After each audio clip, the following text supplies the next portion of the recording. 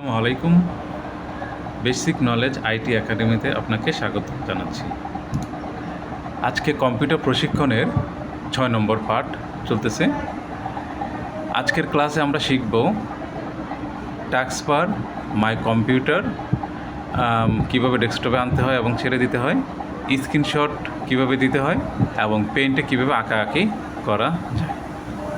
শুরুতে টাস্কবার ব্যাপারটা এরকম, এখানে নিচের দিকে দেখেন একটা বার আছে, একবারে নিচের দিকে। এখানে দেখেন Mozilla, MS Word, Excel, shutdown button, Opera এবং মেইল, ফোল্ডার, এরকম বেশ কিছু আইকন দেখা যাইতেছে। এই বারটাকে বলা হয় টাস্কবার। এখান থেকে আপনি যে কোনো আইকন এখান থেকে বাদ দিতে পারবেন। এখান থেকে আমি মজিলাটা বাদ দিতে চাই, সেক্ষেত্রে মজিলার উপরে মাউসের রাইট বাটন ক্লিক করবেন।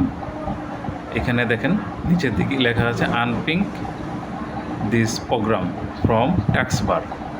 এখানে যদি এটা ক্লিক করেন তাহলে মজিলার সাথে সাথে এখান থেকে চলে যাবে। ঠিক আছে, এইভাবে যেটার উপরে আপনি এখানে ক্লিক করবেন এবং মাউসের রাইট বাটন ক্লিক করবেন, সেটা এখান থেকে চলে যাবে। আনপিং করবেন আর চলে যাবে। আবার যদি এটাকে আনতে চান সেক্ষেত্রে মজিলা কোথায় আছে? ডেস্কটপে নাই, এটা স্টার্ট বাটনে আছে। এই যে দেখেন ফায়ারফক্স, এটাকে মাউসের লেফট বাটন চেপে ধরে এটা টেনে এই টাস্কবারের উপরে এনে ছেড়ে দেবেন। আপনি যেখানে ছাড়বেন সেখানে এটা আইসা বসে যাবে। ধরুন আমি এখানে ছেড়ে দিলাম, এটা এখানে আইসা বসে গেল। ঠিক আছে, এই হলো আমাদের টাস্কবারের কাজ। তারপরে আমরা শিখব মাই কম্পিউটার কি? এই দেখেন আমার ডেস্কটপে একটা ফোল্ডার আছে মাই কম্পিউটার। এই মাই কম্পিউটার এটা যদি না থাকে তাহলে কিভাবে আনবেন বা এখান থেকে বাদ দেবেন? প্রথমে আমি বাদ দেওয়াটা শিখে, যেহেতু এখানে আছে, এখানে যাবেন স্টার্ট বাটনে, যে এইখানে দেখেন মাই কম্পিউটার লেখা আছে, এর উপরে রাইট বাটন ক্লিক করুন মাউসের, শো ওয়ান ডেস্কটপ। যেহেতু এখানে শো ওয়ান ডেস্কটপে টিক চিহ্ন আছে, এর জন্য এটা ডেস্কটপে দেখা যাইতেছে। আমি এখানে টিক চিহ্ন উঠাই দেবো, ডেস্কটপ থেকে এটা চলে যাবে। দেখেন চলে গেল। আবার স্টার্ট বাটনে ক্লিক করে এই মাই কম্পিউটার, এই যে কম্পিউটারের উপর রাইট বাটন ক্লিক করুন মাউসের, শো অন ডেস্কটপ ক্লিক করব, আর আবার আগের জায়গায় এটা দেখা যাবে। এরপর আমরা শিখব স্ক্রিনশট কিভাবে দিতে হয়। স্ক্রিনশট দেওয়ার জন্য একটা সফটওয়্যার আছে আমাদের পিসিতে। তো প্রথমে স্টার্ট বাটনে যাবেন, স্টার্ট বাটনে যেয়ে লিখবেন স্নাইপিং শট, SNIPP স্নাইপিং টুল। এই যে দেখেন স্নাইপিং টুল নামে একটা সফটওয়্যার আছে, এর উপরে ক্লিক করবেন একবার, সাথে সাথে আপনার স্ক্রিনটা গোলা হয়ে যাবে। দেখেন গোলা হয়ে গেল না? এখন দেখেন একটা প্লাস চিহ্ন আসছে।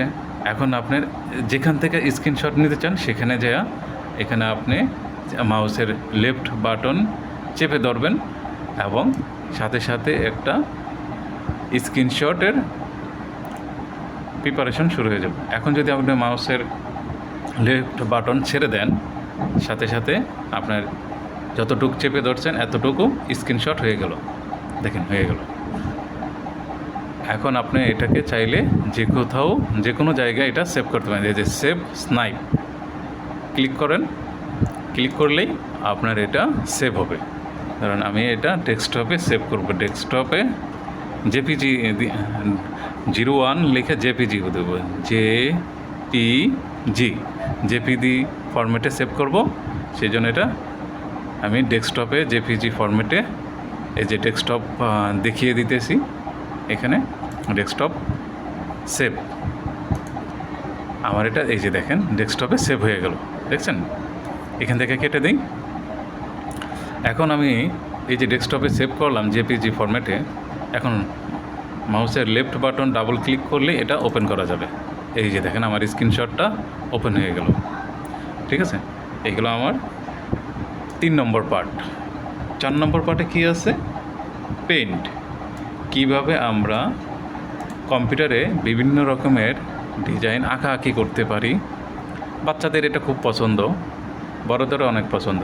টাইম পাস করার জন্য অনেক সময় ভালো লাগে না, বোরিং লাগে, সেক্ষেত্রে আপনারা এটা করতে পারেন।